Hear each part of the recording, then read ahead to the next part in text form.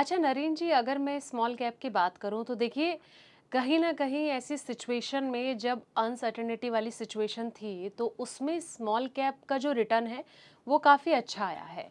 तो आपको क्या लग रहा है कि ये इसी तरीके से आगे देखने को मिल सकता है या फिर कुछ चेंजेस इसमें आ सकते हैं, क्योंकि देखिए कई सारे लोगों ने स्मॉल कैप में भी अच्छा पैसा बनाया है। देखिए, हमने ना लगभग 1.5 महीना पहले यहीं पे हमने एक पॉडकास्ट शूट किया था। हम्म। उस पे मैंने कहा था कि इस टाइम आपको स्मॉल कैप, मिड कैप में पैसा डालना चाहिए। हम्म। वो इसलिए नहीं कहा था कि सिचुएशन अनसर्टेन है। वो इसलिए कहा था कि स्मॉल कैप, मिड कैप अपने पीक से बहुत नीचे आए हुए हैं। Hmm. They are very very cheap. Hmm. और आज भी उनकी वैल्यूएशन नीचे है। आज भी वो सस्ते में अवेलेबल हैं। तो यहाँ से अभी स्मॉल कैप, मिड कैप और अच्छा करेंगे। हम्म। और देखिए, कभी भी ना म्यूचुअल फंड में 1 महीने या 2 महीने की रैली रैली नहीं होती। अच्छा। रैली मीन्स साल 1.5 साल वो फंड, वो सेक्टर चला है, हम्म। उसको हम रैली बोलते हैं। तो ये हम्म। तो बहुत बहुत छोटा टाइम है। एक एक महीने 2 महीने बाद इस तरह से सोचना कि पैसा निकालेगा, नहीं।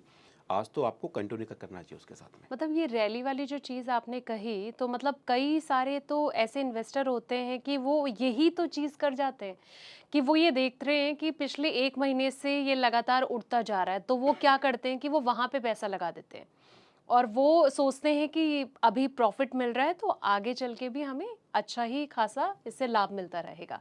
तो क्या ये इसे मिस्टेक मानी जा सकती है या फिर ये अवेयरनेस की कहीं ना कहीं उसमें कमी मानी जा सकती है? देखिए, सारा सारा ना खेल माइंडसेट का है। हम्म।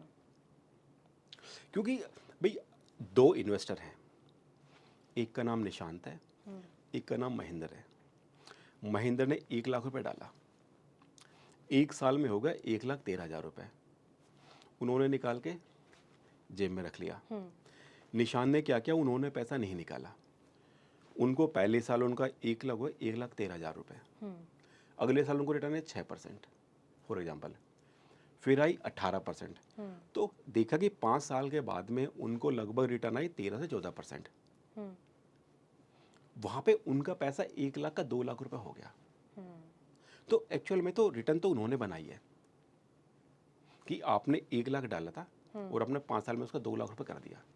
और 1 लाख डाल के केवल 13,000 रुपये निकाल लेना, तो उससे क्या है कि अ, आदमी खुश हो सकता है कि मैंने हम्म। पैसा बना लिया, बट उतना बड़ा पैसा नहीं बनाया।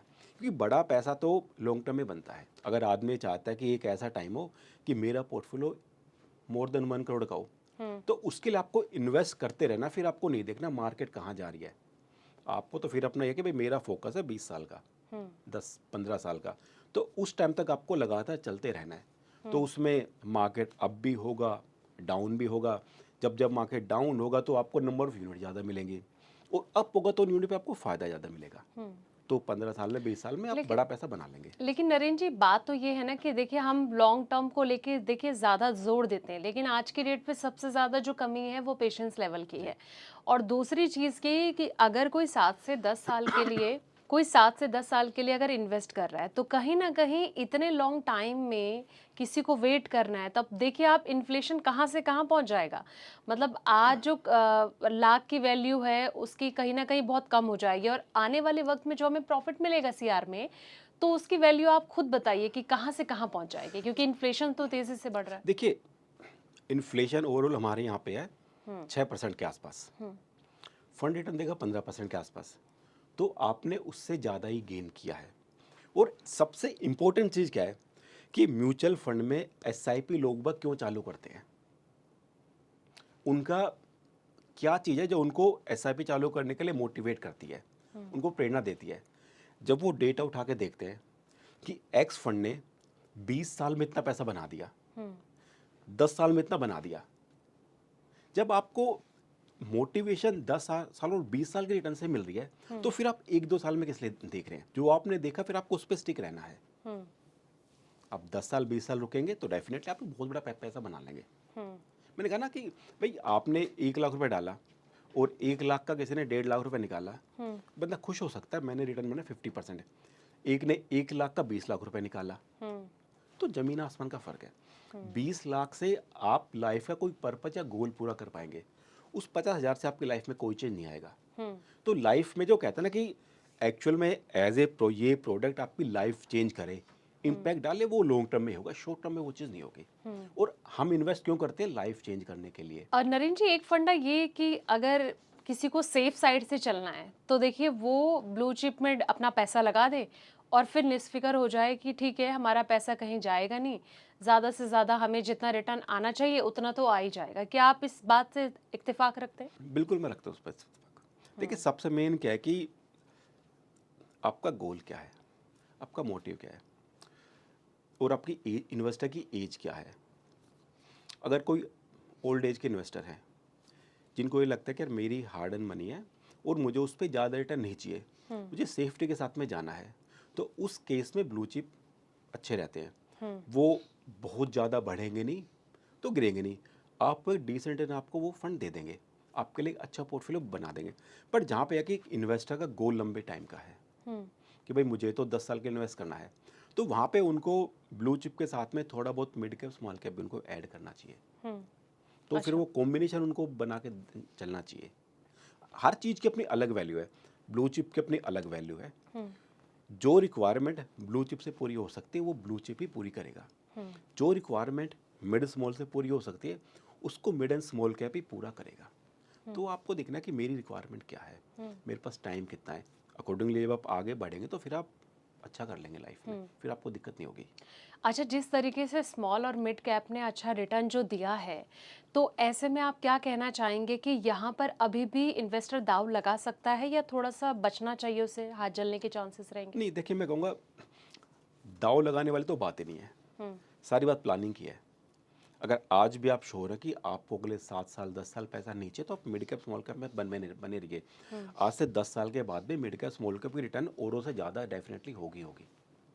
तो वहाँ पे फिर कोई दिक्कत नहीं आएगी। दिक्कत कहाँ पे आ सकती है कि आपको पैसा चाहिए 2 साल के बाद में, हाँ। तो आपने स्मॉल कैप मिड कैप में डाल दिया, वो फिर स्मॉल कैप मिड कैप नीचे हो या ऊपर हो, वो तो टेक्निकली बिल्कुल गलत चीज़ है। वो प्रोडक्ट बना ही नहीं है। भाई जो प्रोडक्ट है वो डिजाइन हुआ है कि 10 साल के लिए, तो आप उसमें 10 साल के माइंडसेट से पैसे डालिए। बैलेंस फंड है वो बना है 3 साल के लिए 5 साल के लिए, तो आप फिर बैलेंस में जब देखिए कि मेरे पास टाइम कितना है और उस टाइम के हिसाब से अपने फंड चूज़ कर लीजिए, तो फिर आपको कोई दिक्कत नहीं होगी किसी तरीके से। बिल्कुल।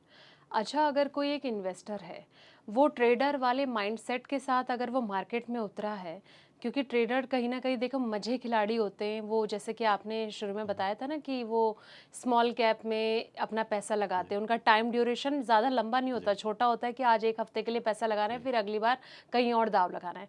एक इन्वेस्टर अगर ट्रेडर वाले माइंडसेट से मार्केट में उतरता है, तो क्या उसे फ़ायदा होगा या फिर कहीं न कहीं नुकसान झेलने के लिए उसे प्रिपेयर रहना पड़ेगा? किसी को सिंगापुर जाना है, तो वो पर्सन बस या ट्रेन में बैठ के करेगा क्या?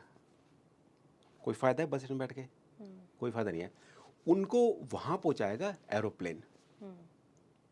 इसी तरीके से ट्रेडर और इन्वेस्टर दो अलग अलग, बिल्कुल कहते हैं कि दो अलग अलग चीज़ें, अलग अलग माइंड सेट के हैं। As a product mutual fund बना है प्लानिंग करके इन्वेस्टमेंट करने के लिए 5 साल 10 साल 15 साल के लिए। ट्रेडिंग का जो चीज़ है वो बनी है कि आप शॉर्ट टर्म में पैसा डालो, बढ़ जाए तो उसको निकाल लो, प्रॉफिट बुक करो, लॉस बुक करो। तो दोनों क्या है कि बिल्कुल अलग चीज़ है, दोनों का मोटिव बिल्कुल अलग है। अगर आप म्यूचुअल फंड में आ रहे हैं ट्रेडिंग के पर्पज से, तो फिर आपने बिल्कुल गलत आपने की है, तो वहाँ फिर आपका आउट होना तो तय है बिल्कुल। तो फिर आप रिटर्न नहीं बना पाएंगे बिल्कुल भी। अच्छा। तो जी, तो इसलिए यह कि आपको देखना है कि मेरी रिक्वायरमेंट क्या है, मुझे किस चीज़ में जाना चाहिए, उस हिसाब से फिर आगे बढ़िए, अच्छा। तो आप अच्छा गेन करेंगे। अच्छा, क्या लग रहा है जिस तरीके से अभी देखिए हमने देखा कि एसआईपी का जो क्रेज़ है ना पिछले कुछ वक़्त से बहुत तेज़ी से बढ़ रहा है और कहीं न कहीं अच्छा रिटर्न भी उसमें मिल रहा है। ऐसा तो नहीं कि आने वाले वक़्त में इक्विटी पे ये भारी पड़ती हुई नज़र आ सकती है एसआईपी? बिल्कुल नहीं। उसका रीज़न क्या है कि हमारी इकोनॉमी ग्रो कर रही है बड़ी तेज़ी से, नए नए स्टार्टअप आ रहे हैं, नई नई कंपनी आ रही हैं जो काफ़ी अच्छा कर रही हैं। तो मार्केट को देखो, पैसा मार्केट को पैसा तो चाहिएगा। मार्केट में पैसा होगा तभी कंपनियां एक्सपेंड कर पाएंगी। तो जितना पैसा मार्केट में आएगा उतना ही हमारी इकोनॉमी को ज़्यादा बूस्ट करेगा, हमारी ग्रोथ नहीं ज़्यादा मल्टीपल होती चली जाएगी। तो इसलिए जो भी पैसा आ रहा है वो अच्छा है, वो आना चाहिए मार्केट में। बिल्कुल। अच्छा, कुछ और कमेंट्स ले लेते हैं। एक कमेंट ये है नरेंद्र जी की लमसम तभी करना चाहिए जब मार्केट 15% करेक्शन हो, वरना 3 साल तक झेलते रहो पॉजिटिव नेगेटिव का जो ये साइकिल है वो। देखिए, मार्केट ना 10% कभी भी गिर सकता है और हम उसको नॉर्मल मानते हैं, माइक्रो गिरना नॉर्मल। हाँ, अगर मार्केट अच्छा खासा गिरा हुआ है 15%, तो आपको डेफिनेटली आप उसमें लमसम डाल सकते हैं। अगर मार्केट 10% से कम गिरा है तो भी आप लमसम डाल सकते हैं, बट फिर आपको एसटीपी करनी है। अच्छा। तो एसटीपी करके आपने मार्केट के गिरने का जो रिस्क था ना, वो आपने उसको एडवांटेज बना दिया अपने लिए। अगर आज आपने लमसम पैसा डाल दिया, मार्केट गिरा नहीं है, तो डेट इज रिस्क। एसटीपी आपने लगा दी तो गिरना आपके लिए एडवांटेज बन जाएगा। अच्छा। तो इसलिए अगर मार्केट अच्छा खासा गिरा हुआ है, 15% ज़्यादा गिरा हुआ है, तो आप नो डाउट आप लमसम पैसा डाल दीजिए। और कम गिरा है, यहाँ से लगता है कि और गिर सकता है, तो फिर आप एसटीपी चालू करिए। तो एसटीपी का वे सबसे बेस्ट रहता है। आपको क्या तरीके खोजने हैं किसी भी काम के लिए, अगर आप सही तरीका खोजेंगे तो फिर आप उस पर हमेशा अच्छा गेन करेंगे, आपको फ़ायदा होगा उस चीज़ का। इसीलिए प्लानिंग कहते हैं कि एक प्लानिंग होना बहुत ज़रूरी है। और वहीं पे किसी एडवाइज़र का रोल आ जाता है कि वो आपको प्रॉपर बता सके कि आपको किस तरीके से करना है। अच्छा नरेंद्र जी, ये बताइए कि लमसम के एसआईपी पे भारी पड़ती है? नहीं, बिल्कुल भारी नहीं पड़ती है। रिटर्न के मामले में अगर मैं जानना चाहूँ तो क्या लमसम एसआईपी पे भारी? नहीं, बिल्कुल नहीं है। हम्म। देखिए, सपोज एक फंड है, उसने 10 साल में रिटर्न दिए 15% एनुअली, तो आप लमसम डालो, आप एसआईपी करो, रिटर्न तो आपको 15% ही आनी है। या कि जो वैल्यू है, एक्चुअल वैल्यू, वो लमसम वाले की ज़्यादा बन जाएगी, क्योंकि उन्होंने डे वन पे सारा पैसा डाल दिया था, जबकि एसआईपी वाले ने मंथ मंथ करके पार्ट्स में दिया है, तो उनकी रिटर्न एक्चुअल वैल्यू कम बनेगी, बट परसेंटेज में तो रिटर्न दोनों को इक्वल आएगी। तो इसलिए दोनों चीज़ें अच्छी हैं, किसी भी पर्सन को दोनों चीज़ें करनी चाहिए।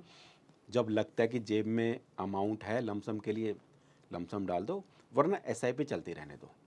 और मैं तो कहता हूँ कि लमसम आदमी हर साल at the end of year calculate करे कि क्या मेरे खर्चे हैं, क्या मेरी अर्निंग है, उसका गैप कितना है, और उस अमाउंट के एसआईपी चालू करे, और जैसे जैसे इनकम बढ़े उसको बढ़ाता रहे, तो उनको लमसम डालने की जरूरत ही नहीं पड़ेगी। उनका पैसा ऑलरेडी बड़े अच्छे से डलता रहेगा और वो ग्रो करता रहेगा। अच्छा, अगर मैं कहीं ना कहीं मार्केट के हिसाब से बात करूं कि अगर किसी को पैसा बनाना है तो कौन से वो 5 फंड होंगे जहां पर दाव लगाने से पैसा अच्छा रिटर्न मिल सकता है? देखिए, सबसे पहले तो ना, फंड से पहले तो हमें देखना है कि हमें एक अच्छा पोर्टफोलियो बनाना है। अगर किसी भी पर्सन को इन्वेस्टमेंट करनी है, तो आज के टाइम पे यह कि बहुत से लोग बाग स्मॉल कैप फंड ढूंढेंगे, मिड कैप ढूंढेंगे, लार्ज कैप ढूंढेंगे। उन्हें 3 फंड अच्छे ढूंढने पड़ेंगे। उससे बेस्ट है मल्टी कैप कैटेगरी। अच्छा। जब आप 100 रुपये इन्वेस्ट करते हैं, तो 33 रुपये जाएगा लार्ज कैप में, 33 मिड कैप में, 33 स्मॉल कैप में। तो इन्वेस्टर क्या करे, कोई भी अच्छा सा मल्टी कैप ढूंढ के उसमें अपना 60% पैसा उसमें अपना डिप्लॉय कर दे। अच्छा। और जो बचा हुआ पैसा है उसके पास में 30 से 40%, उसमें से वो मिड कैप स्मॉल कैप फिर वो ले सकता है। तो मल्टी कैप ऐसा प्रोडक्ट है जो आपकी सारी नीड को कैटर कर लेता है। अच्छा। तो ये कि बेस्ट है कि अगर किसको मान लिया 5 फंड रखने हैं, तो वो वैसे तो स्कीम का रिप्लिकेशन नहीं होना चाहिए, बट अगर उनको रखने ये 5 फंड, तो वो 3 मल्टी कैप और फ्लेक्सी कैप ले सकते हैं। अच्छा। और 1 मिड कैप स्मॉल कैप ले सकते हैं, तो उनका पोर्टफोलियो अच्छा बन जाएगा। तो उनका क्या है कि डाइवर्सिफिकेशन प्रॉपर्ली हो जाएगा। वो सबसे आइडियल रहता है पोर्टफोलियो क्रिएशन। पता है क्या है, एक ना अच्छा पोर्टफोलियो अगर आपने बना लिया, तो अच्छा पोर्टफोलियो की ब्यूटी क्या होगी कि मार्केट गिरा 20%, तो आपका पोर्टफोलियो गिरेगा, बट वो 20 नहीं गिरेगा, वो गिरेगा 15%, 14%। उसने प्रोटेक्ट कर लिया। और जब मार्केट बढ़ेगा, माने मार्केट बढ़ा 20%, तो आपका फिर पोर्टफोलियो बढ़ेगा 22%, 25%। तो यही तो एक अच्छे फंड की निशानी है कि मार्केट के मुकाबले कम गिरना है अच्छा। और उससे ज़्यादा उठना है, वो अच्छे फंड की निशानी है। सेम पोर्टफोलियो के साथ में कि आपका पोर्टफोलियो ऐसा हो कि मार्केट से कम गिरे और उठे ज़्यादा, तो फिर आप अच्छी वैल्यू बना लेंगे। वो कहता है आदमी चैन सुकून से सो पाएगा।